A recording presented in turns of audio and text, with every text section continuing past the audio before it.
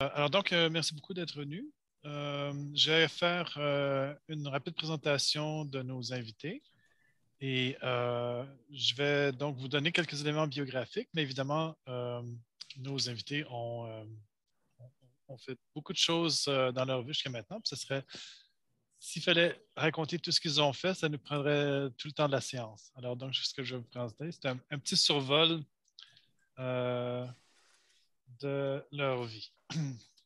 Je vais commencer avec Maître Roger Lepage, qui pratique principalement dans les domaines suivants: litige, réglementation des professions, éducation, travail et emploi, droit de la famille et droit de la personne.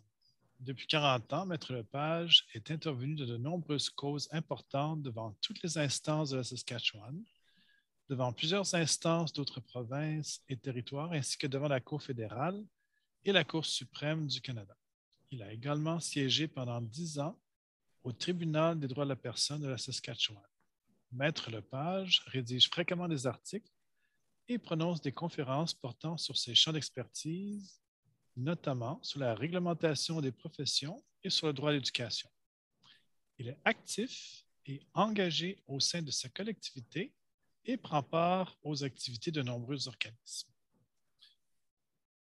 Et puis, pour Mme Richemont, elle a fait ses études à McGill ainsi qu'à l'Université de Saskatchewan, où elle a obtenu ses diplômes. Elle a travaillé pour plusieurs firmes, incluant le département de la justice de Saskatchewan, Merchant Law Group, ainsi que Richmond Knightshock. Et ce qui est intéressant, c'est qu'elle a, avant de compléter son droit, elle a travaillé à Parc Canada dans une position bilingue, ainsi que elle a même donné des cours de français en tant que monitrice. Et donc, j'imagine que c'est un peu la raison pourquoi vous êtes si bilingue. Voilà. Alors, j'avais déjà envoyé à nos invités une série de questions pour guider un peu nos discussions sur cette table ronde, juste pour donner une idée aux participants de quoi on va parler. En gros, je leur ai suggéré qu'on parle d'abord des grands concepts de la loi en ce qui concerne les minorités. Ensuite, on va faire des questions plus spécifiques, comme par exemple, comment est-ce que la loi traite les minorités? Et enfin, on pourrait aller encore vers le plus spécifique. Donc, vous voyez, on va commencer un peu vers le vraiment très général, ensuite aller vers des cas peut-être de plus en plus précis pour comprendre un peu quels sont si on peut dire, comment est-ce que la loi touche les minorités et comment est-ce que ça affecte celles-ci. Alors, donc, je vais commencer avec une première question et peut-être je vais alterner. Je vais commencer par demander à la juge Richmond de répondre et puis ensuite, pour la prochaine question, on commencera avec Roger Lepage, mais vous pourrez intervenir à tout moment. Alors, qu'est-ce qu'une minorité en regard de la loi? Madame Richmond? Merci. Premièrement, j'aimerais expliquer un peu que j'avais accepté de faire part de votre colloque avant que j'avais lu les questions. J'admets que quand j'étais avocate et comme juge, je travaille plutôt dans le domaine de droit familial. Alors, quand Roger et moi, on parlait, puis on avait mentionné que vraiment ces questions devront être répondues par des philosophes et aussi par des spécialistes en droit constitutionnel ou droit des droits humains. Alors, je vais faire un effort. Quand on pose la question, c'est quoi une minorité? J'avais fait des recherches et j'ai trouvé une dissertation écrite par Monsieur le juge Deschênes. Il était un ancien juge en chef à la Cour supérieure du Québec. Et il avait fait une grande recherche et il a trouvé des décisions des tribunaux partout dans le monde. Et il a lu des dissertations d'autres écrivains. Puis finalement, ça fait plusieurs pages dans la dissertation, mais il a une conclusion. Et il avait écrit, c'est un groupe de citoyens d'un État en minorité numérique, en position non dominante dans cet État, doté de caractéristiques ethniques, religieuses ou linguistiques différentes de celles de la majorité de la population, solidaires les uns des autres, animés, fût-ce implicitement, d'une volonté collective survie et visant à l'égalité en fait et en droit avec la majorité. Ça, c'était en 1986. Alors, j'aimerais ajouter à cela que vraiment, on devrait aussi considérer ceux qui sont historiquement désavantagés. Alors, inclus là-dedans sont les minorités visibles, les personnes handicapées, les personnes ayant des identités de genre et des orientations sexuelles. Alors, vraiment, tant qu'à moi, c'est ça, les minorités. Et quand on considère ça en regard de la loi, c'est ces gens-là qu'on devrait considérer. Très intéressant. La définition que vous avez lue est vraiment très, très détaillée et très spécifique. Roger Lepage? Oui, merci. Sur la question de qu'est-ce qu'une minorité en regard de la loi, on va retrouver des minorités qui sont définies dans la Constitution canadienne. Et puis, on essaie d'une façon de protéger ces minorités constitutionnelles. On va voir, par exemple, dans la loi de 1867 qui a établi le Canada, on a, dans cette loi constitutionnelle, créé des minorités linguistiques. Donc, on protège la minorité linguistique francophone et la minorité linguistique anglophone au Québec.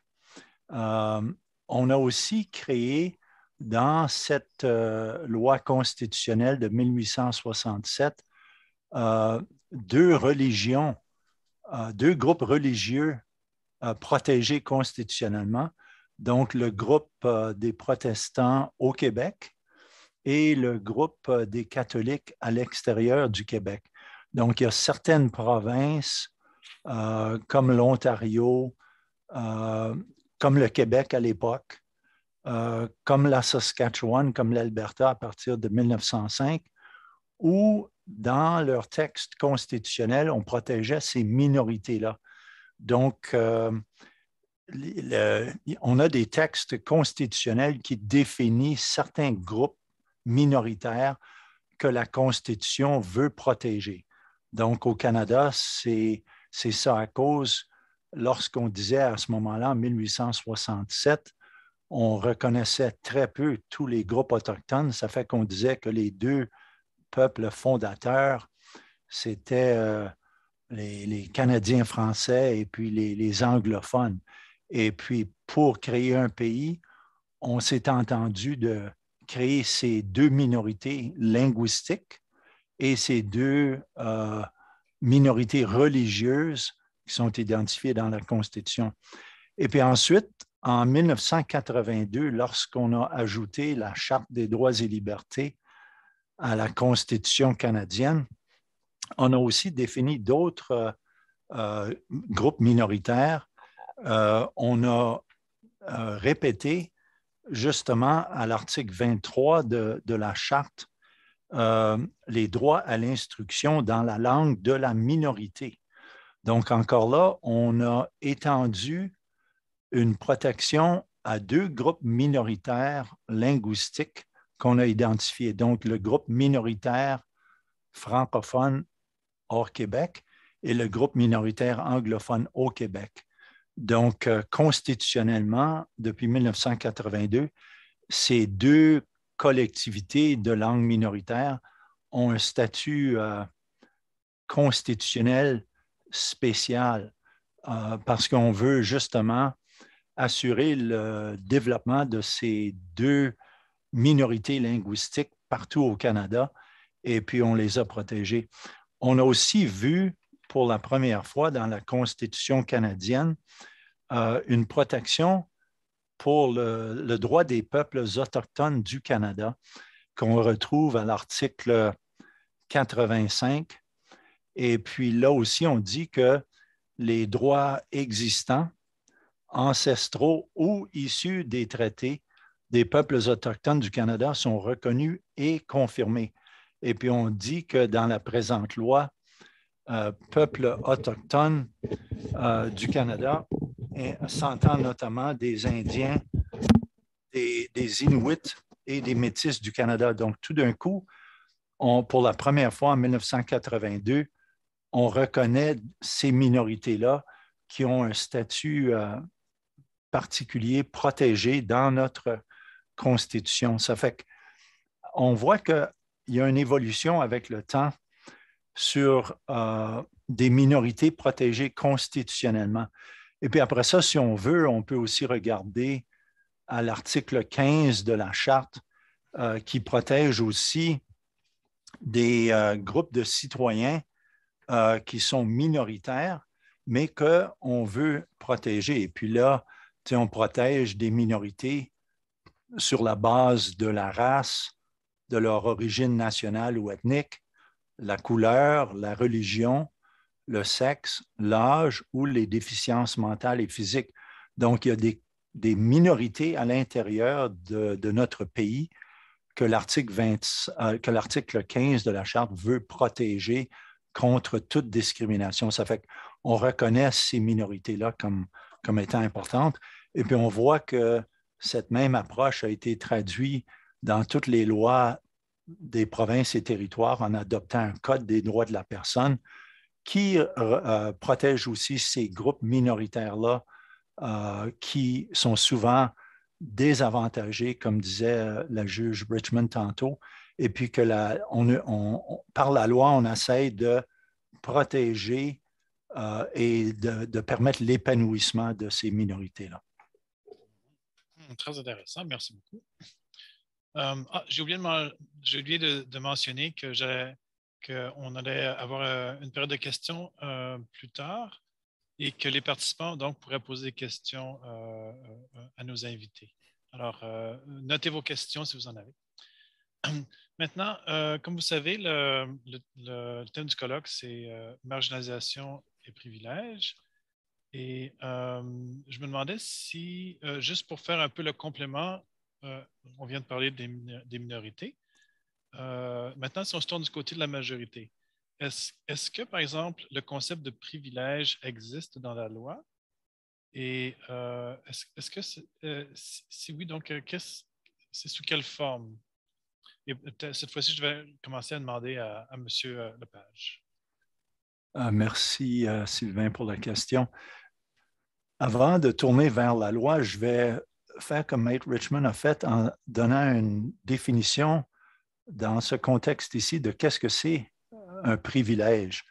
Donc, on dit privilège est un accès, des avantages ou des opportunités non méritées dont bénéficient les membres d'un groupe social avec un niveau de pouvoir élevé.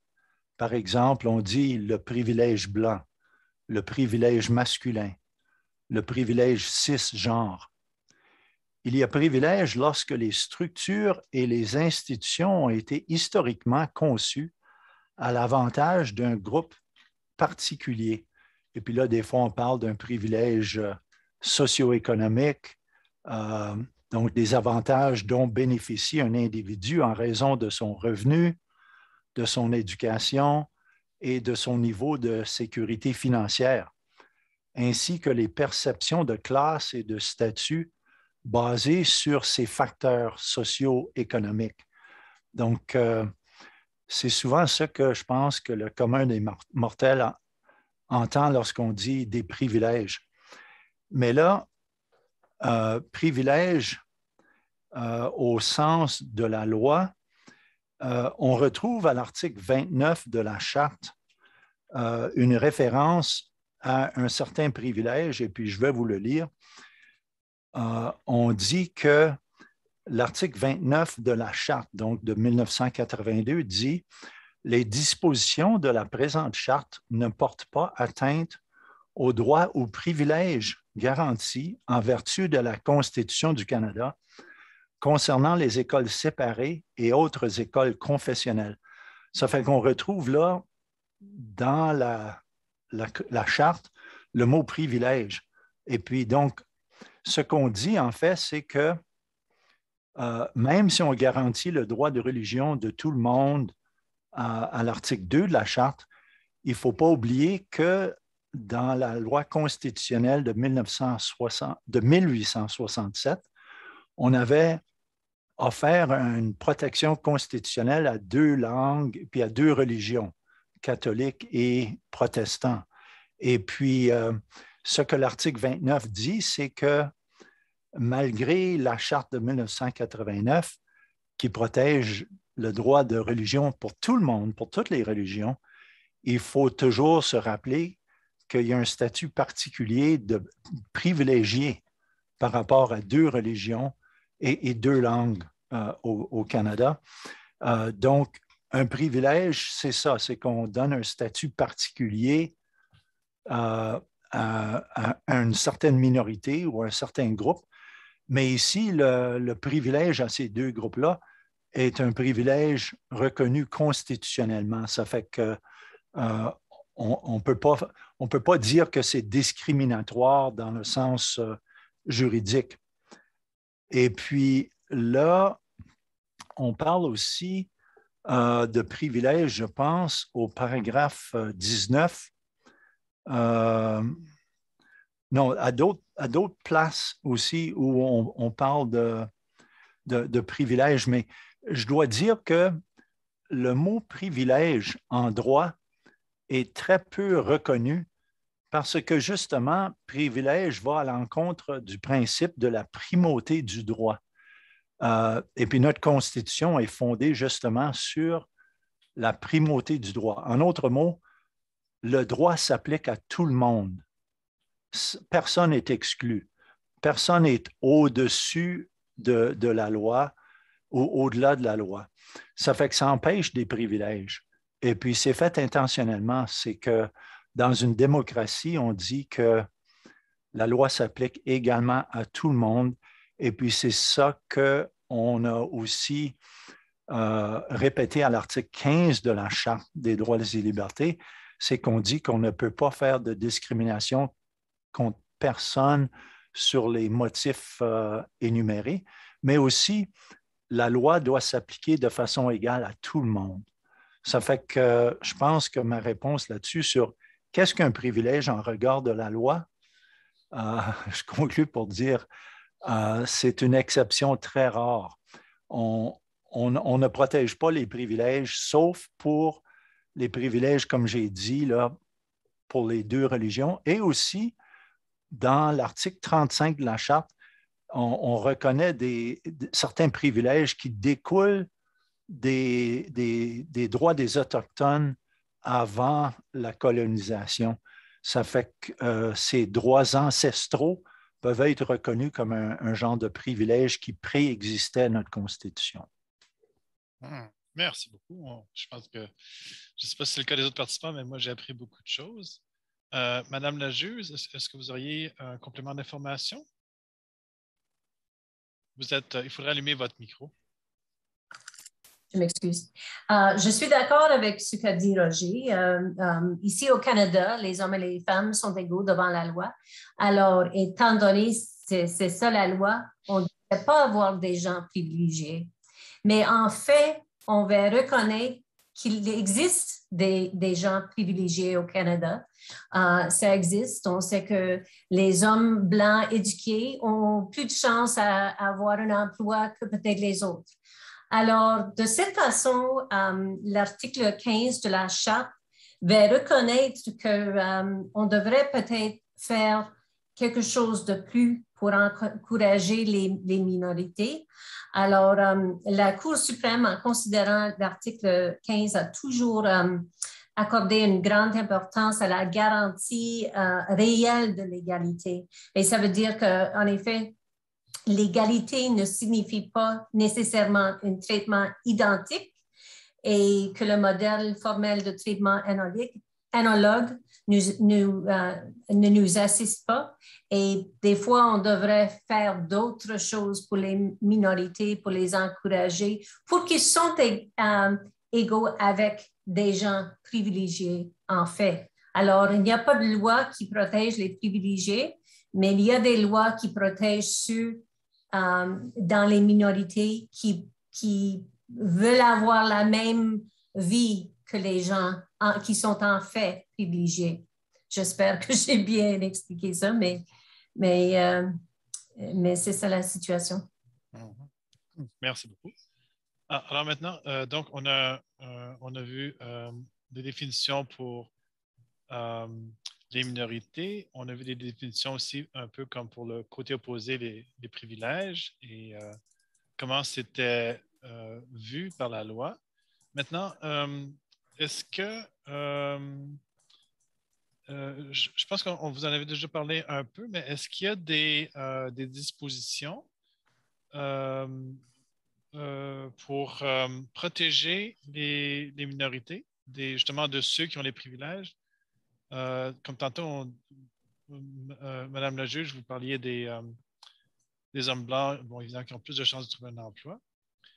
Est-ce que la loi, peut-être, on sait que la loi veut protéger les minorités, mais est-ce qu'elle va aussi aider les minorités à obtenir justement ces mêmes accès aux mêmes, je n'ose pas dire le privilège, mais disons faciliter la montée sociale, si on peut dire? Bien, c'est ça le but de l'article 15 de la Charte, c'est de reconnaître qu'être égal ça ne veut pas dire qu'on devrait être traité d'une façon égale. Des fois, on doit faire d'autres choses. Encourager les femmes dans leur emploi, encourager les Autochtones avec l'éducation, encourager les Autochtones qui sont dans les systèmes judiciaires. Alors, il y a des choses qu'on devrait faire pour les minorités et la charte, particulièrement l'article 15, nous encourage de faire ça. Merci. Maître Lepage, est-ce que vous aimeriez ajouter quelque chose?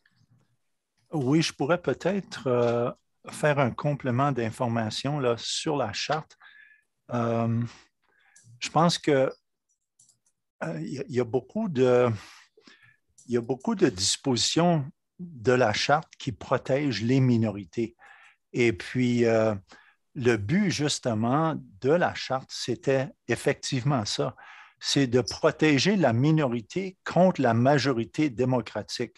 Ça fait que c'était un genre de démocratie éclairée. C'est pas le plus fort numériquement ne devrait pas avoir le droit de faire qu'est-ce qu'il veut parce que souvent ça pourrait brimer le droit du groupe qui est minorité au niveau démographique.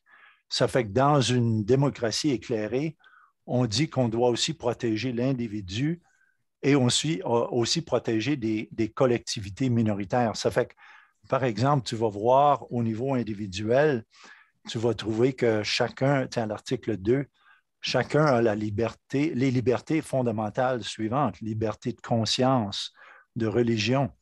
B, liberté de pensée, de croyance, d'opinion et d'expression, y compris la liberté de la presse et des autres moyens de communication. C, liberté de réunion pacifique et D, liberté d'association.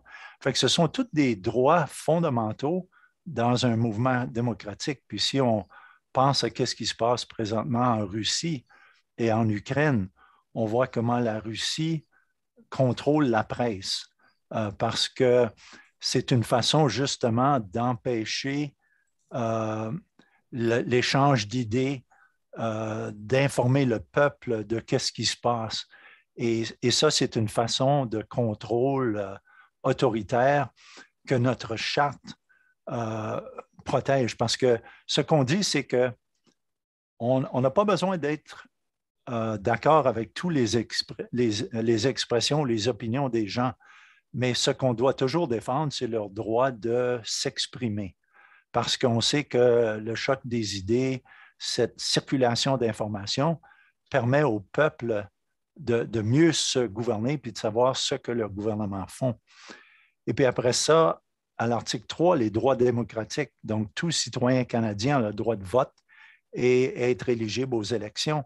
Ça fait que c'est des droits fondamentaux que souvent on oublie, sauf lorsqu'on voit que dans des pays autoritaires, ceux qui s'opposent au parti en Russie se font mettre en prison. Liberté de circulation et d'établissement. Au Canada, on peut s'établir dans peu importe quelle province on veut. L'article 7 qui nous protège notre vie, notre liberté et notre sécurité et notre protection contre l'État en termes de droit constitutionnel, droit criminel, pardon. Et puis, on a le droit à l'égalité, comme Mme la juge Richmond a parlé à l'article 15, qui s'assure que justement, il y a des sujets très précis qui sont protégés parce que ce sont des items qui sont très fondamentaux pour nous ici au Canada. Donc, l'égalité des femmes. Et puis, on va se rappeler qu'en 1982, lorsqu'on parlait de la Charte, les femmes avaient peur que ça ne les protège pas suffisamment encore. Et puis, il y a justement une autre disposition, si je me souviens bien, l'article 29, l'article 28 qui dit « Indépendamment des autres dispositions de la présente charte, les droits et libertés qui y sont mentionnés sont garantis également aux personnes des deux sexes. » Donc, on voulait absolument protéger ce droit-là. Puis après ça, l'article 23, c'est là où on a protégé les minorités de langue officielle en termes de scolarité, de gestion scolaire et puis tout ça. Puis j'ai aussi mentionné déjà l'article 35 qui protège le droit des Autochtones. Ça fait qu'on voit que la Charte et aussi on voit que les codes des droits de la personne des provinces répètent pas mal la même chose. Puis on garantit le droit d'accès aux écoles, le droit d'accès au logement, le droit d'accès aux emplois. Donc, je vais arrêter là. Merci beaucoup. Comme je l'avais expliqué, on a comme 3 grandes parties dans les présentations aujourd'hui. Et la première est un petit peu plus générale, donc les grands concepts plus philosophiques. Et puis, je pense que j'aimerais voir si dans le public, à ce point-ci, il y aurait des questions, puisqu'on est justement dans les grands concepts. Si vous avez des questions à ce moment-ci, moi, je vous inviterai à les poser. Jérôme? C'est peut-être une question. J'ai la réponse moi-même, mais je suis curieux de voir ce que vous allez en dire, puis pour les autres aussi. Parce que vous avez parlé de droits spécifiques qui sont inscrits noir sur blanc dans la Constitution ou la Charte écrite. Mais la Constitution canadienne, en fait, c'est cet arbre vivant, là, pour voir la métaphore courante en anglais, le living tree. Et c'est aussi fait des jugements, des décisions prises par la Cour. Donc, pourriez-vous parler aussi des autres groupes qui sont protégés par la Charte, par la Constitution, sans être nécessairement nommés dans les documents? Bien, je peux donner un exemple, Jérôme, ça serait la décision Vreend. C'est une décision de 1999, je pense, si je me souviens bien, où c'était en Alberta. Il y avait un professeur qui travaillait dans un collège et puis il faisait bien son travail, il avait des bons rapports. Et puis là, le président du collège avait demandé, puis j'oublie le contexte, mais il voulait savoir l'orientation sexuelle de la personne. Et puis la personne a divulgué qu'il était homosexuel. Et puis très peu de temps après, le collège a développé une politique par rapport à l'homosexualité. Et puis, une fois que ça a été adopté, ils ont demandé qu'il démissionne parce qu'il était un homosexuel dans sa vie. Et puis, ça s'est rendu en Cour suprême du Canada parce que lorsqu'il a déposé une plainte de discrimination sur la base de son homosexualité, son orientation sexuelle. Le tribunal en Alberta a dit, bien, on ne peut pas te protéger, on ne peut pas t'aider, même si on voudrait, parce que le Code des droits de la personne de l'Alberta à l'époque ne protégeait pas l'orientation sexuelle. Ça fait qu'ils ont dit, malheureusement, on ne peut pas t'aider. Et puis là, en arrivant en Cour suprême du Canada, la Cour suprême a utilisé l'article 15 de la Charte pour dire que le Code des droits de la personne de l'Alberta était inconstitutionnel parce qu'il ne protégeait pas l'orientation sexuelle. Donc, ils ont même ajouté, ils ont lu la disposition du Code des droits de la personne de l'Alberta comme si elle protégeait aussi l'orientation sexuelle. Donc, la loi sur les droits de la personne doit être lue d'une façon téléologique, d'une façon large et libérale pour atteindre l'objet de la loi. Puis l'objet de l'article 15, l'objet des codes des droits de la personne, c'est pour justement assurer la dignité humaine de chaque individu, de chaque personne. Et puis, ils ont dit qu'il fallait faire ça. Donc, vous pouvez voir que les tribunaux peuvent utiliser des principes d'interprétation pour essayer de trouver quel est l'objet de la loi et est-ce qu'on peut la lire d'une façon pour atteindre cet objet-là et remplir les trous, si vous voulez, remplir les lacunes. Ça fait que c'est un exemple que je pourrais te donner. Madame la juge Richmond, est-ce que vous aimeriez ajouter quelque chose? Non? Ah, il faudrait allumer le micro. Je m'excuse. Donc, j'étais pour dire, j'ai bien aimé l'exemple qu'avait donné Maître Lepage et je ne peux pas en penser au moment. OK, c'est bien. Si vous pensez à quelque chose, vous m'interromprez. On va en reparler. Est-ce qu'il y aurait d'autres questions sur les grands principes dont on vient de parler? OK. Maintenant, je vais poser la question suivante à nos invités. Et c'est une question un peu curieuse. Et je pense que je vais commencer avec Mme la juge Richmond. Comment la loi traite-t-elle les minorités dans les minorités? Comme par exemple, qu'est-ce qui arriverait aux femmes francophones en Saskatchewan? Est-ce qu'elles seraient protégées, par exemple, parce qu'elles sont des femmes, parce qu'elles sont francophones, ou pour les deux? Même... Oui, allez-y. Non, j'étais pour dire, j'espère les deux. Oui. Les personnes sont toujours intéressantes, ils ont des intérêts différents, ils ont des... alors, on va voir qu'ils intersectent de temps en temps. Et lorsqu'on est une minorité dans une minorité, il y a d'autres défis. Il y a un exemple, hier, la Cour suprême a considéré la situation de la reine contre Charmant. C'est une situation d'une jeune femme autochtone et c'était une situation en Ontario et la Cour d'appel en Ontario il fallu qu'il considère la situation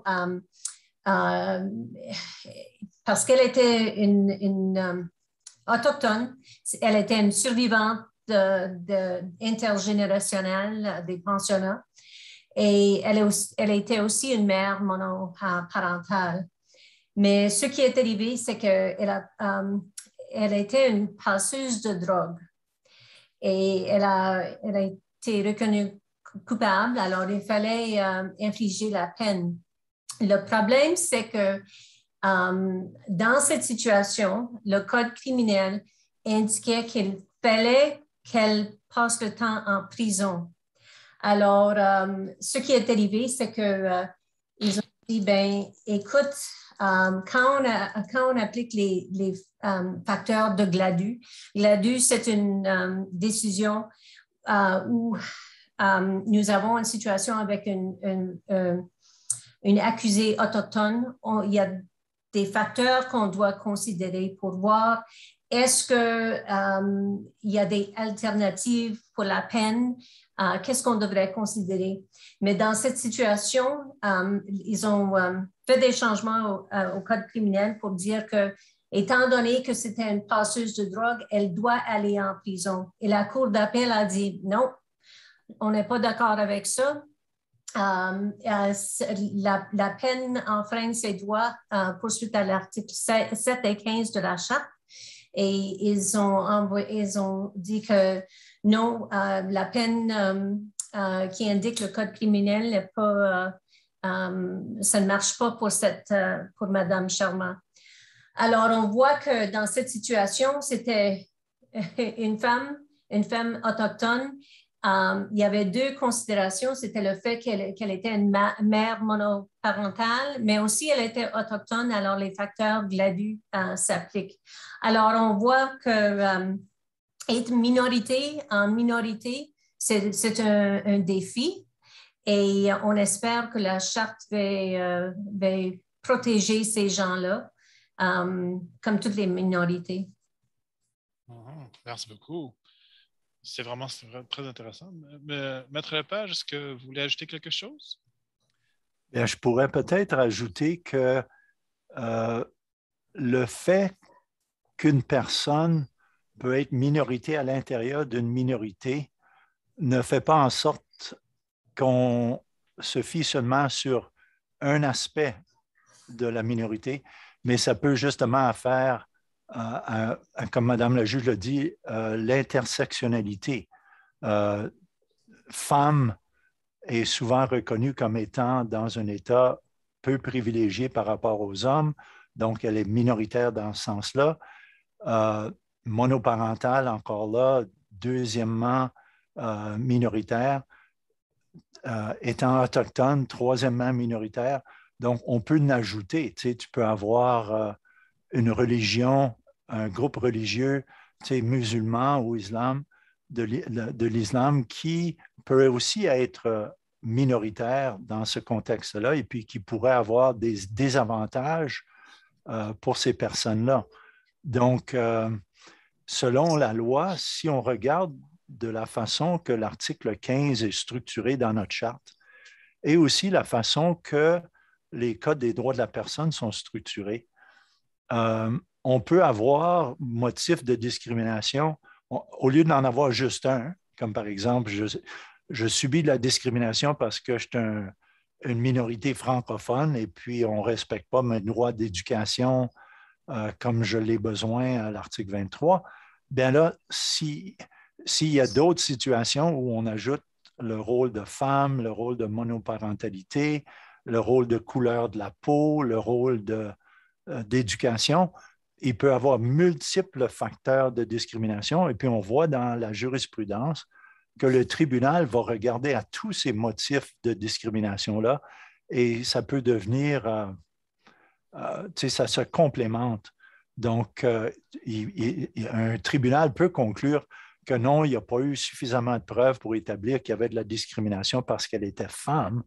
Mais oui, il y a eu suffisamment de discrimination pour démontrer, ou de preuves pour démontrer qu'il y a eu de la discrimination parce qu'elle était une femme autochtone qui, comme le cas de Mme le juge Richmond a donné, était désavantagée par rapport à la sentence que le code criminel obligeait de subir. Et puis, c'est intéressant de voir comment les juges, surtout arrivés au niveau de la Cour suprême du Canada, mais tous les tribunaux doivent s'assurer que même les lois, même la loi fédérale sur le code criminel doit respecter la charte.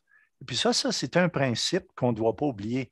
C'est que dans notre démocratie, on vit dans ce qu'on appelle une démocratie constitutionnelle. On a un texte écrit où on a stipulé des grands principes fondamentaux.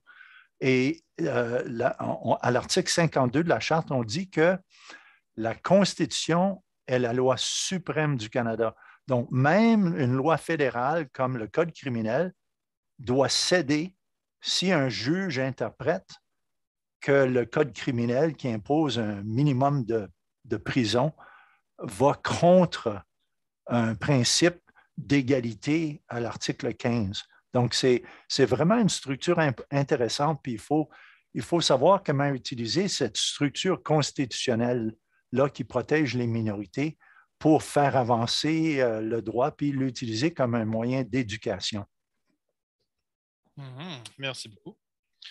Maintenant, donc, on a vu des cas de minorité dans la minorité. On pourrait dire que c'est une forme de marginalisation, c'est-à-dire que c'est comme si on pousse certains groupes à l'exclusion. On exclut certains groupes.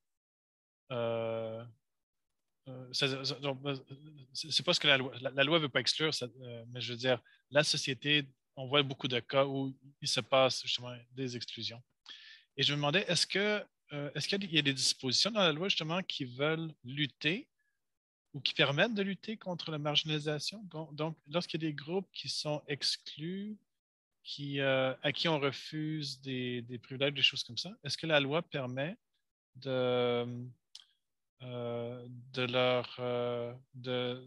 justement d'éviter qu'ils soient marginalisés? Et peut-être je pourrais commencer avec Maître Lepage. Il faudrait ouvrir le micro. Voilà. Une des choses qui est très intéressante depuis l'avènement de la Charte en 1982, c'est que maintenant, toutes les instances législatives, parlementaires, lorsqu'ils pensent d'adopter une nouvelle loi ou de modifier une loi, ils doivent toujours se poser la question, est-ce que cette loi rencontre les exigences de la Charte canadienne des droits et libertés?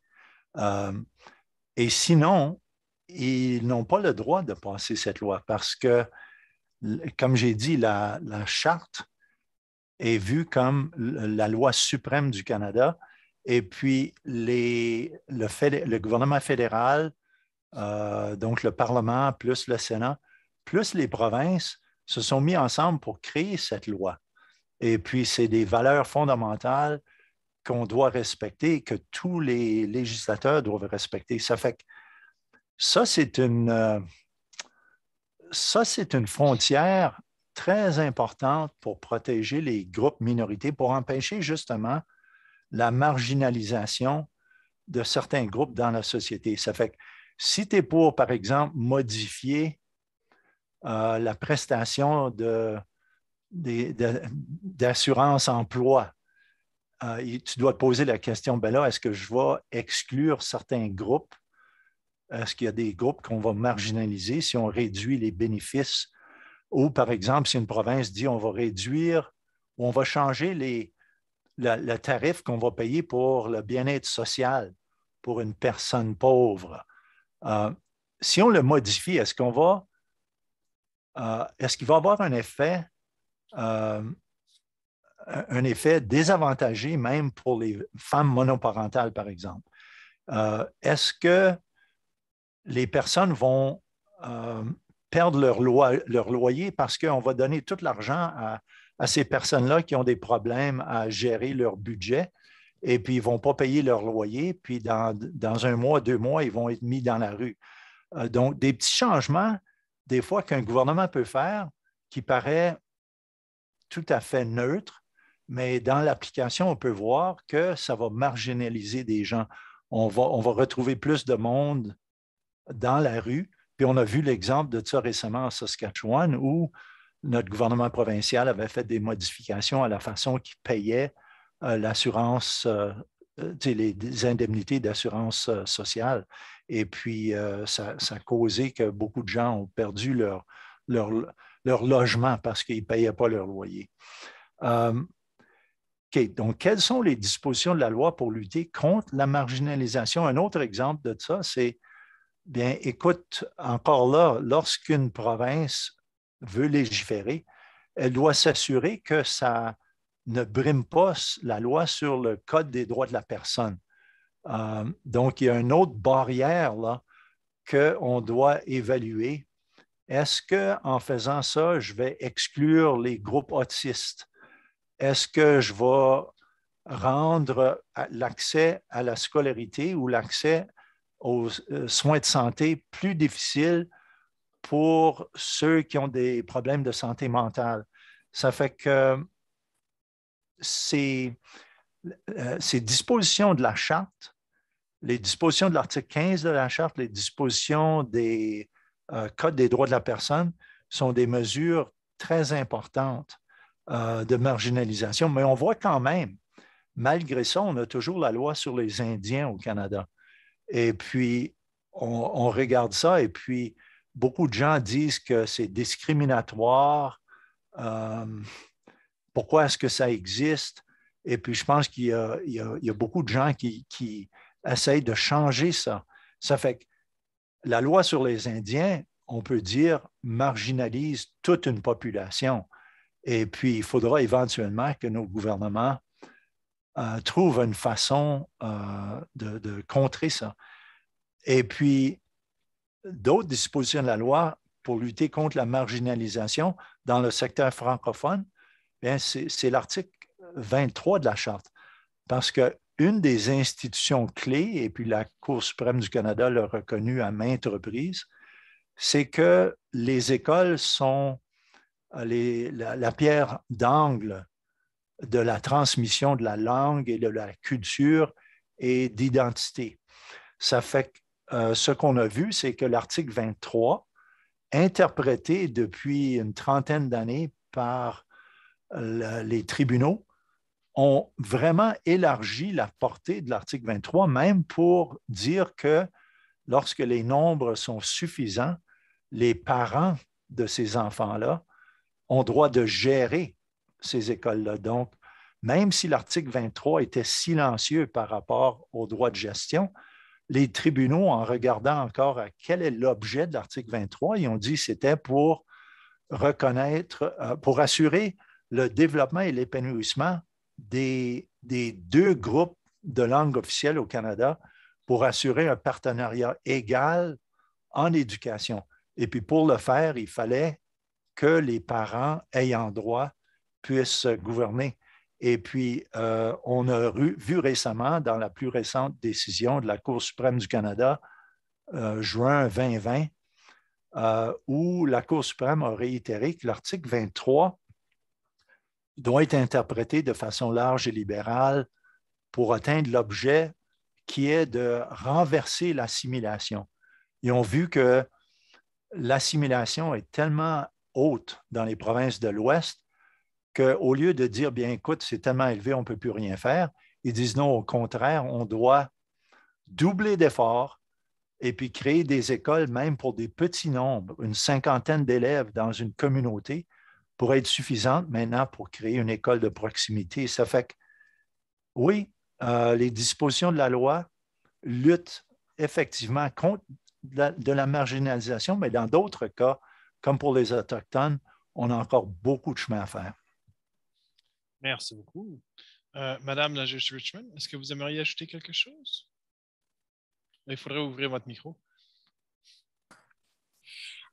Simplement, quand on considère que la Charte et la Commission des droits de la personne ont pour but d'assurer que les gens sont traités équitablement et peu importe leur identité, on voit qu'en protégeant ces droits, on peut viser vers un monde où la dignité de la personne est respectée. Alors, en grands mots, la Charte et la Commission des droits de la personne ont pour but lutter contre la marginalisation. Et étant donné les inconvénients de la marginalisation, c'est très important qu'on s'en serve quand on peut. Merci. Ici, avant qu'on passe à la question suivante, j'ai reçu une question d'une participante que je vais vous poser. Est-ce qu'on pourrait dire que la loi 21, la loi sur la laïcité, ouvre la porte à la discrimination des femmes musulmanes en enseignement au Québec? Madame la juge Richmond, puisque votre micro est encore ouvert, est-ce que vous voulez commenter? Non, franchement. Non? Étant donné que c'est devant les cours, je ne vais pas faire des commentaires. Ah bon. Peut-être Meg Lepage a beaucoup plus de courage que moi, mais non. Oui, comme avocat en pratique privée, j'ai une plus grande liberté qu'une juge lorsque le dossier est devant les tribunaux. Ça fait, écoute, c'est là où dans une fédération canadienne, on voit que dans la charte, pardon, dans la loi constitutionnelle de 1867, on a une division des pouvoirs. Et puis, le fédéral a une juridiction exclusive sur certains dossiers comme la monnaie canadienne, comme l'armée, comme les eaux internationales, tout le transport interprovincial, mais aussi après ça, les provinces ont la juridiction exclusive dans les droits civils et l'éducation et la santé. Et puis, quelquefois aussi, il y a des domaines qui se chevauchent entre le fédéral et les provinces et où il y a certains points, comme par exemple la pollution. En 1867, on n'avait pas parlé de pollution. Donc, on avait gardé une clause qui dit, en anglais, on parle de peace, order and good government. Donc, tout ce qui touche l'ordre, la bonne gouvernance et autres, c'est un domaine qu'on donne au fédéral. Donc, c'est un domaine là-dessus. Ça fait que quand on parle de marginalisation des gens, je pense qu'on peut dire, et puis surtout au Québec, là, la loi 21, où le Québec, lui, a pris une approche différente des autres provinces. Eux, ils ont dit que la laïcité, donc la séparation entre l'État et l'Église, est une valeur importante pour eux. Et donc, ils ont voulu dire qu'il ne devrait avoir aucun signe religieux dans les garderies, dans les écoles, la police, les juges. Ils doivent être neutres parce qu'ils représentent l'autorité de l'État. Donc, c'est une façon de le faire et selon eux, ça respecte leur Code des droits de la personne. Comme de raison, la majorité des Québécois appuient cette approche-là à cause de leur histoire où on voyait que l'Église catholique et le gouvernement étaient vraiment un. Et puis, le Québec a lutté pas mal longtemps pour justement faire cette séparation entre l'Église et l'État. Donc, pour eux, ils avaient lutté pour enlever ces signes religieux-là. Et puis là, ils voient qu'avec l'immigration, on voit que les musulmans, les sikhs et d'autres groupes religieux portent des signes religieux très visibles comme le turban ou le hijab. Et puis, ça ramène des craintes dans cette population-là pour dire, est-ce qu'on revient dans le passé où la religion peut prendre le dessus sur l'état civil? Ça fait que ça va être intéressant de voir qu'est-ce que les tribunaux vont faire. Et aussi, il ne faut pas oublier, c'est une chose très intéressante dans la Constitution canadienne, dans la Charte des droits et libertés de 1982. On a donné une disposition à l'article 33 de la Charte qui dit ceci: le Parlement ou la législature d'une province peut adopter une loi où il est expressément déclaré que celle-ci ou une de ces dispositions a effet indépendamment d'une disposition donnée à l'article 2 ou des articles 7 à 15 de la présente charte. Et cette loi d'exemption ou de dérogation peut exister 5 ans. Et puis, le gouvernement peut répéter cette loi-là chaque 5 ans. En d'autres mots, oui, il peut y avoir une violation d'un droit de liberté de religion, comme je vous ai parlé à propos à l'article 2D de la charte ou 2B 2B de la Charte, liberté de croyance, d'opinion, et l'article 2A, liberté de conscience et de religion.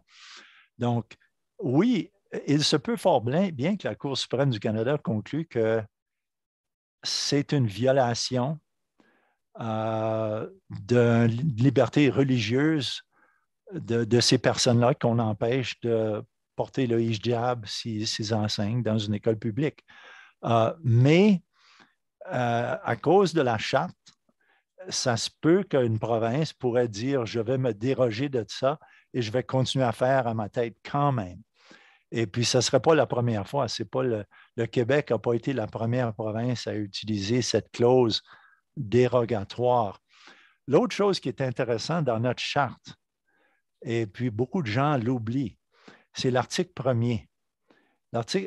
Donc, dans notre charte, on lit les droits qui sont garantis, mais souvent on oublie de lire l'article 1er. Je vais vous la lire. La Charte canadienne des droits et libertés garantit les droits et libertés qui y sont énoncés. Ils ne peuvent être restreints que par une règle de droit dans des limites qui soient raisonnables et dont la justification puisse se démontrer dans le cadre d'une société libre et démocratique. En d'autres mots, je vais vous donner l'exemple. L'équité salariale entre les hommes et les femmes.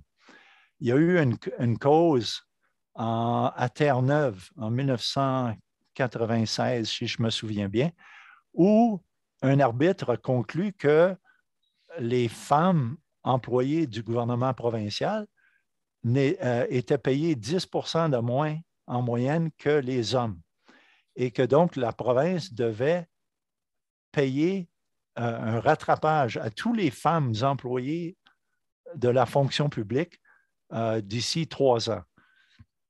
Mais entre-temps, il y a eu une crise financière et le gouvernement provincial de Terre-Neuve était proche de la faillite. Donc, ils ont demandé à la Cour pour se soustraire de l'obligation de payer ce montant aux femmes. Et puis la Cour suprême du Canada a dit oui, à cause que vous avez adopté une loi, donc vous avez une règle de droit qui dit que vous allez retarder pour un autre, disons, 10 ans, j'ai oublié qu'est-ce qu'il avait dit, jusqu'à temps qu'il y ait la santé financière pour le payer, et que c'était fait dans des limites qui soient raisonnables. Donc, il fallait que tu démontres qu'il y avait vraiment une urgence, un objectif urgent qui te permet de te soustraire d'une obligation constitutionnelle. Et troisièmement, que tu pouvais justifier, tu pouvais démontrer par de la preuve dans un pays libre et démocratique que tu devais le faire. Donc, nos droits sont là, mais ils ne sont pas garantis. Du moins, pas ceux de l'article 2 à 15. OK? L'article 23, lui, tu ne peux pas déroger. Ça a été vu que les droits linguistiques étaient même plus importants que les droits d'équité entre les hommes et les femmes. Donc, il y a une certaine hiérarchie, là, puis une certaine ironie, mais c'est ça qui est ça. Et puis, ça fait que pour dire que oui, on a un droit, comme celle au Québec, le Québec a choisi d'aller dans un autre sens. Ça va être intéressant de voir qu'est-ce que la Cour suprême du Canada va dire sur le port du hijab ou sur le port d'un crucifix pour un enseignant. Est-ce que ça va être maintenu? Moi, j'ai l'impression que ça serait sans doute vu comme allant à l'encontre de la charte, l'article 2A. Et puis, mais là, ils faudront qu'ils adressent l'article 1er de la charte. Je ne pense pas que l'article 1er va le sauver dans ce cas-là. Donc là, je pense que le Québec sera obligé d'utiliser la clause dérogatoire de l'article 33. Tu vois comment j'ai cette liberté-là de dire à la Cour suprême quoi faire. Tu sais, avocat, je n'ai rien à risquer. Voilà. J'ai même le droit d'avoir tort. Merci beaucoup. Vraiment, ça donne envie de relire la charte des droits canadiennes. Et puis, bien, merci beaucoup pour la question qui est venue de l'auditoire. Maintenant, j'aimerais en venir à nos questions qu'on avait préparées. et je vais demander à Mme la juge Richmond de répondre à la prochaine question. Donc, comment la loi permet-elle de réduire l'écart entre les groupes privilégiés et les groupes marginalisés? Donc, peut-être on vient justement un peu de parler des femmes à Terre-Neuve, qui seraient comme un groupe marginalisé en regard des hommes de la fonction publique. Donc, ça, ce serait un exemple. Mais est-ce qu'il y aurait d'autres exemples aussi où la loi va justement chercher à réduire l'écart entre les groupes privilégiés et les groupes marginalisés? Ben, comme j'avais mentionné plus avant, on parlait des facteurs gladus. Par exemple, quand on considère les Autochtones et le code criminel et les peines, alors on doit reconnaître qu'il y a des minorités qui ont besoin d'aide. Étant donné qu'ils sont minorités, on doit prendre ça en considération. Alors, les groupes défavorisés, ils peuvent avoir besoin d'un plus grand nombre de services et de programmes pour les assister. Alors, c'est ça que la charte doit faire. C'est ça que la charte a comme but et que le gouvernement devrait faire. Merci beaucoup. Maître Lepage, vous aimeriez ajouter quelque chose? Oui, un point pour faire du pouce sur l'idée de Mme la juge Richmond, c'est toute la question de l'aide juridique. Toutes les provinces ont créé des systèmes d'aide juridique pour justement venir à l'aide aux gens les plus défavorisés. Donc, ceux qui ont un revenu de moins de 15 000 par année, par exemple, ou 17 000, ça dépend s'ils ont des enfants ou des personnes à charge. Ça fait que c'est quand même très difficile d'obtenir l'aide juridique, mais c'est drôlement important pour venir à la défense de ces groupes marginalisés qui font face beaucoup plus souvent à des accusations de crimes, de violation du code criminel. Et puis, souvent, si on regarde les statistiques, vous allez voir que dans les prisons et dans les pénitenciers au Canada, il y a une disproportionnalité énorme des Autochtones, des Métis, des Inuits dans ces prisons-là. Ils peuvent représenter de 5 à 10 de la population d'une province ou d'un territoire, mais dans ces prisons-là, on va les trouver jusqu'à 40 à 60 d'Autochtones là-dedans, qui démontrent justement comment la pauvreté peut mener à la judiciarisation. C'est que tu voles, tu essaies de vivre, tu vends de la drogue pour faire vivre, tu rentres dans des gangs parce qu'il y a de la discrimination contre toi en termes d'éducation, en termes d'emploi. Ça fait que les gens vivotent comme ils peuvent. Donc, le fait qu'il y a de l'aide juridique essaie de réduire l'écart justement entre les groupes privilégiés et les groupes marginalisés, parce que là, au moins, ils peuvent avoir une défense pleine et entière lorsqu'ils se présentent devant les tribunaux. Et puis les juges peuvent avoir toute l'information, toute la preuve nécessaire pour conclure s'il y a matière, s'il y a de la preuve à condamnation ou non. Puis aussi, c'est pas juste au criminel, aussi le droit de la famille. L'aide juridique aide énormément les familles qui ont besoin de pension alimentaire pour conjoints ou conjointes, ou surtout pour les enfants. Et puis, lorsque les enfants se font enlever de leurs parents biologiques parce qu'ils ont des problèmes de dépendance de drogue ou d'alcool ou d'abus, les enfants sont enlevés par l'État et puis ces parents-là peuvent utiliser les services d'un avocat d'aide juridique payé par l'État pour la réunification de ces familles-là une fois qu'ils ont les traitements qu'il leur faut pour le faire. Ça fait que Oui, je pense que dans notre société, il y a beaucoup de lois qui essayent de réduire cet écart-là. Mais, mais la loi, c'est juste une chose. On voit quand même dans la société que l'écart de revenus entre les plus privilégiés et les plus pauvres continue à augmenter. Ça fait que les gouvernements ont des difficultés avec juste des lois à réglementer ça. Je pense qu'il y a d'autres leviers qu'ils devraient utiliser. Les lois, je pense qu'il faut se rappeler que les lois, c'est une façon d'éduquer le peuple. Et puis, malheureusement, souvent, ce peuple-là doit utiliser la loi eux-mêmes. Et puis, souvent, la loi, le système judiciaire n'est pas assez bien connu par les plus pauvres, par les plus marginalisés. Puis, je vais vous donner un exemple des immigrants. Les immigrants, souvent, s'ils émigrent dans des grandes villes comme Montréal, Toronto ou Vancouver, ils vont avoir l'aide juridique spécialisée pour l'immigration. Mais dans les plus petites provinces comme en Saskatchewan, on ne retrouve pas d'aide juridique pour l'immigration. Ça fait qu'on peut retrouver des immigrants francophones qui ont des problèmes où ils ont besoin d'aide en droit de la famille, puis ce n'est pas disponible pour eux. Très intéressant, merci beaucoup. Tout ce que vous avez mentionné, c'est vraiment, c'est vraiment sous nos yeux. Enfin, la dernière question pour cette partie de la table ronde.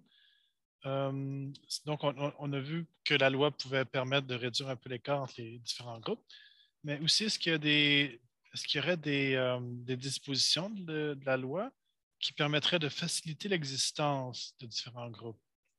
Parce que, par exemple, si on pense aux populations autochtones et aux populations majoritaires dans les centres urbains, des choses comme ça, est-ce qu'il y a donc des dispositions de la loi qui permettraient de faciliter leur existence? Et peut-être je vais commencer avec Mme la juge Richmond. On a toujours la liberté d'association. Alors, quand on a de estime de soi en associant avec des gens qui nous ressemblent, alors en assurant qu'on a toujours le droit d'association, ça donne la chance d'un groupe de développer et de promouvoir leurs intérêts. Merci. Maître Page, vous aimeriez ajouter quelque chose? Il faudrait ouvrir le micro. Je suis d'accord avec ce que dit la juge Richmond parce que justement, dans la Constitution, à la Charte, l'article 2D, liberté d'association, liberté de réunion pacifique, liberté d'expression, liberté de presse. Je pense qu'on a eu un bon exemple de ça. Tu sais, on n'est pas nécessairement d'accord avec, mais tu sais, le convoi de la fameuse liberté là, tu sais, sur la COVID-19, il y en avait des anti-vaccins qui nous ont charriés d'un bord à l'autre du pays avec leur droit de liberté de contrôler leur corps, de ne pas être vaccinés et puis de ne pas se soucier de la collectivité. Et puis, je veux dire, à un moment donné, ça devenait fatigant, là.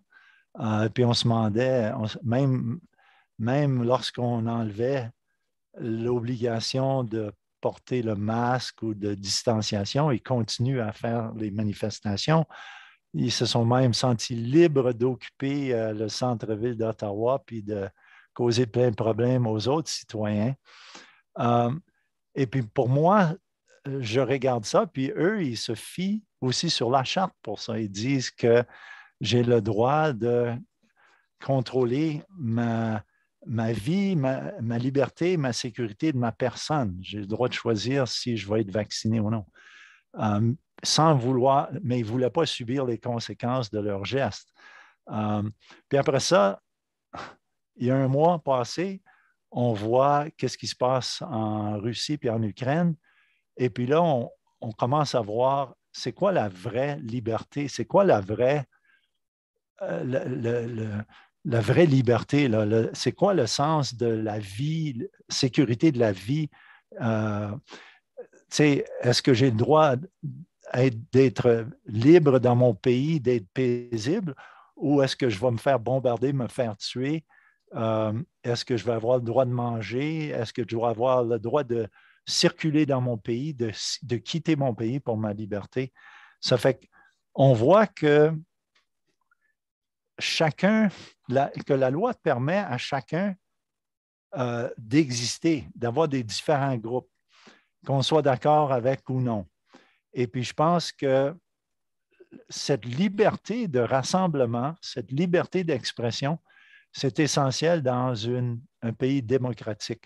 Oui, il y a toujours des balises. On ne peut pas faire de la diffamation contre des gens, en d'autres mots, dire des faussetés contre des gens, affecter leur réputation.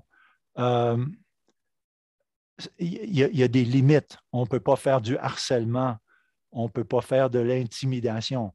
Il y a toujours des paramètres à l'intérieur. Mais si on travaille à l'intérieur de cette structure juridique qui existe au Canada, dans des pays libres et démocratiques, on a vraiment une liberté de développer des différents groupes religieux, des différents groupes linguistiques, des différents groupes culturels,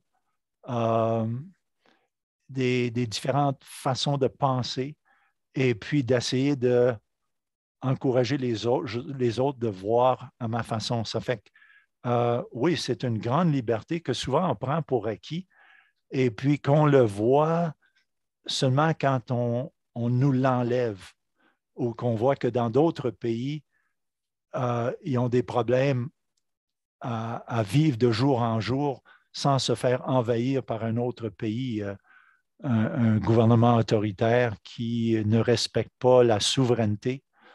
Et puis un peu, ça me ramène un peu à cette doctrine de découverte et de colonisateur qu'on avait dans les années 1400, où on permettait à des pays européens de venir découvrir des nouveaux terrains et puis établir des colonies. On était pour exploiter les ressources dans un autre pays, on était pour civiliser le monde. C'est une forme de suprématie. Hein? C'est une forme de suprématie où on se voyait supérieur aux autres et où on se permettait de prendre leur pays, de prendre leurs ressources, d'imposer une langue, d'imposer une culture, une religion. Et puis, il y a eu des effets dévastateurs, dont l'esclavage, parce qu'on voyait l'esclavage comme étant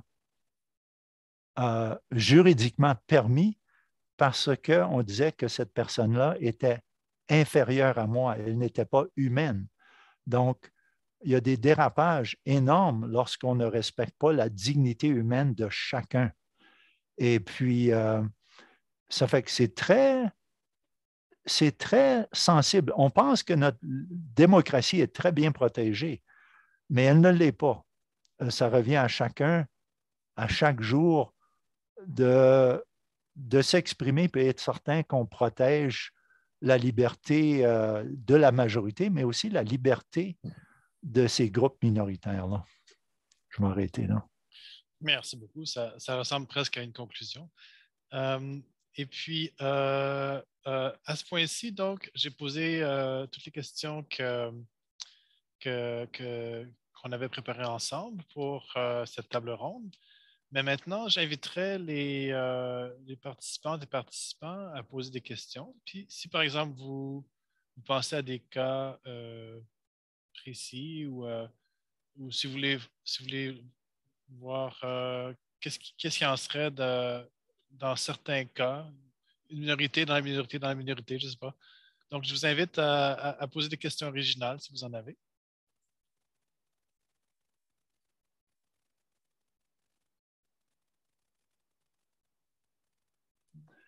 Gênez-vous pas parce que c'est rare que vous pouvez demander une question à un avocat sans payer. Jérôme? C'est là que les questions, moi je suis là, je fais le prof de sciences politiques un peu là. S'il y en a qui ont des questions, je vais laisser poser l'heure avant. J'en ai pas, on a une ici. Là. OK. Bon, vas-y. Je vais en profiter, comme c'est gratuit là. Bon, donc j'en ai pas ici. J'ai, parlé un peu plus, vous avez quand même répondu à toutes les questions, mais la question d'assimilation, de minorité dans la minorité, comment est-ce que la minorité peut se protéger?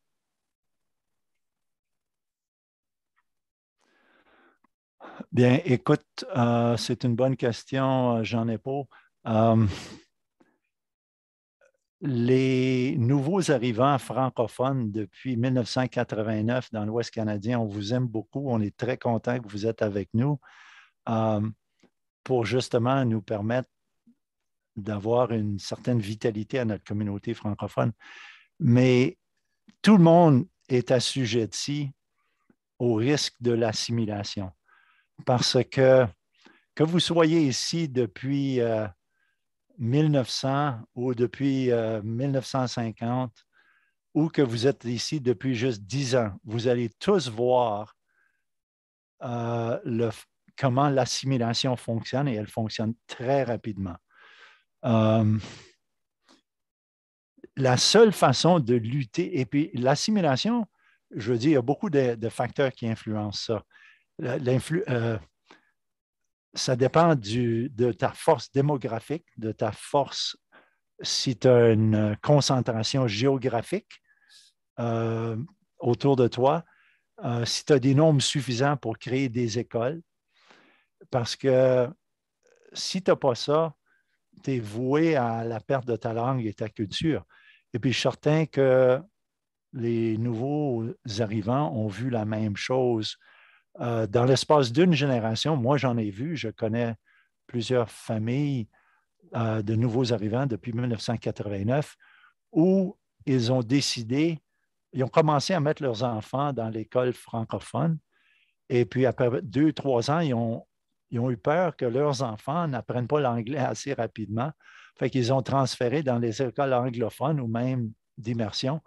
Et puis, dans l'espace de 5-6 ans, lorsque je voyais encore les enfants, cette famille-là, les enfants ne parlaient plus le français, ne voulaient plus parler le français et ils se parlaient en anglais entre eux.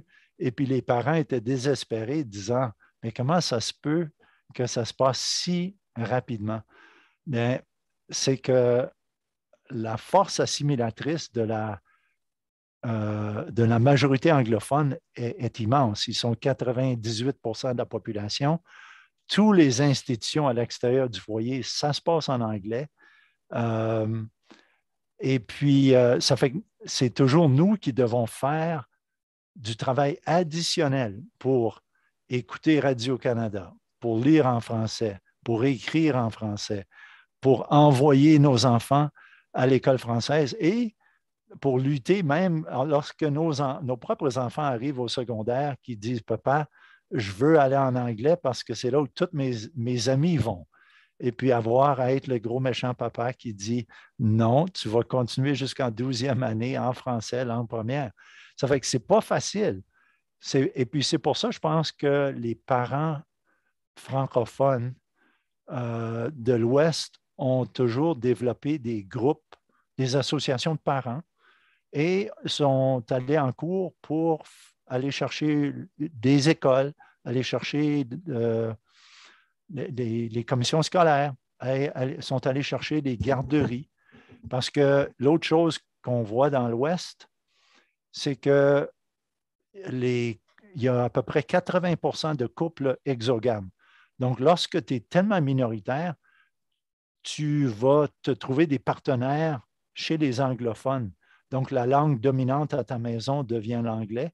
Donc, ça devient d'autant plus important que tu t'engages dans des associations, comme dit la juge Richmond, pour promouvoir ta langue et ta culture, comme les garderies françaises, comme les prématernelles. Et puis après ça, t'impliquer sur les conseils d'école, les conseils scolaires, et aussi sur des groupes de parents qui vont aller en cours pour faire valoir, aller chercher une école de proximité dans le nord-ouest de Regina et autres. Ça fait que moi, ce que j'ai dit aux nouveaux arrivants, c'est que bienvenue, soyez certains de vous impliquer et puis soyez aux aguets de l'assimilation parce que ça se fait très vite et de façon sournoise. Et puis, ça fait que si vous voulez lutter contre ça, soyez certains que vous avez des institutions clés qui vous appuient. Votre école primaire, secondaire, votre postsecondaire aussi. Donc, l'Université de Regina, l'Université de la Saskatchewan, soyez certains que vos élèves puissent faire des études postsecondaires en français et essayer de créer des jobs en français parce que si tu ne peux pas travailler en français, tu deviens démotivé pour dire, ben ça vaut quoi la lutte? Ça fait c'est ça que je dirais pour répondre à toi, j'en ai pas. Merci beaucoup. Je voudrais juste vous mentionner que notre table ronde va se terminer à 5 heures. Et ensuite, je vous rappelle que Jean Nepo, qui vient justement de poser une question, va faire une présentation qu'on appelle les grands témoins. Donc, Jean Nepo va donner sa perspective sur les sessions qu'il a entendues au cours de la journée. Donc, je vous encourage à y participer. Et puis, pour cette raison, je vais permettre une nouvelle question pour donner ensuite le temps aux gens de changer de salle et puis peut-être aussi un peu de se dégourdir les jambes avant que la toute fin. Donc, est-ce qu'il y aurait une nouvelle question? Jérôme, si tu voulais poser ta question, tu peux la poser maintenant. J'ai une question pour le juge Richmond. Ça a été très bien accueilli quand vous avez été nommé à la cour ici. Est-ce que vous avez eu la chance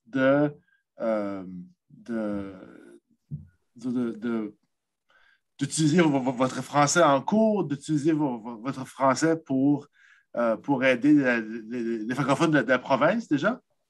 Oh oui, ça arrive de temps en temps. Maid Lepage est celui que je vois le plus souvent. Mais oui, ça arrive de temps en temps.